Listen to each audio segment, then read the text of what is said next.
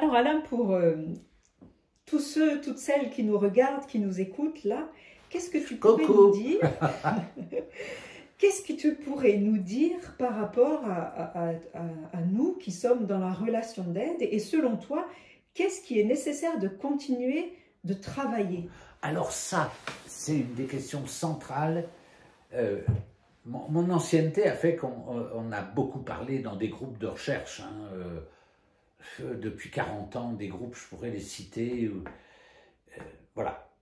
Et ce sur quoi on échangeait et qu'on n'arrivait pas à mettre en place, c'est la supervision ou l'analyse de pratique. C'est pas la même chose.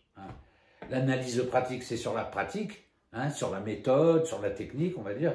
La supervision, c'est plus sur le sophrologue, sur la personne elle-même. Oui. Analyse de pratique sur l'objet, supervision sur le sujet. Naturellement, il y a une interaction entre le sujet et l'objet. Bon. Et alors, c'est incroyable, c'est que les sophrologues ont un mal fou à se faire superviser. On dirait qu'il y a une résistance.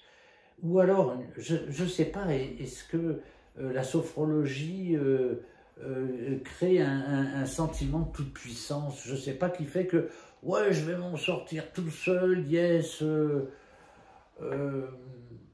Ben non, on a besoin de comprendre, on a besoin du regard et de l'écoute d'un tiers.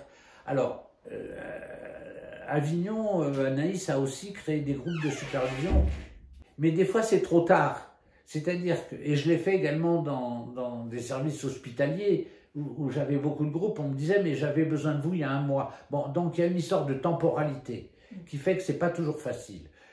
Après, les sophrologues installés commencent à avoir j'ai envie de dire, des clients qui présentent des cas un peu plus difficiles et ils ne connaissent pas forcément la limite de jusqu'où ils peuvent aller. Et là, ils ont besoin d'une aide. Alors, ce que je voudrais dire, c'est qu'on a poussé aussi des sophrologues à aller voir des superviseurs qui n'étaient pas forcément sophrologues.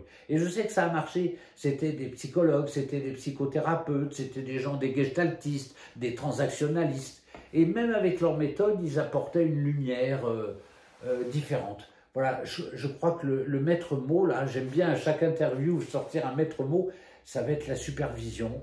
Ne pas se sentir seul, capable de tout gérer. Voilà, de cette toute-puissance. Peut-être que les sophrologues sombrent parfois dans un archétype de la toute-puissance, du vieux sage, mais n'oubliez pas que dans les archétypes, il y a à la fois la puissance de la lumière, mais aussi la puissance de l'ombre.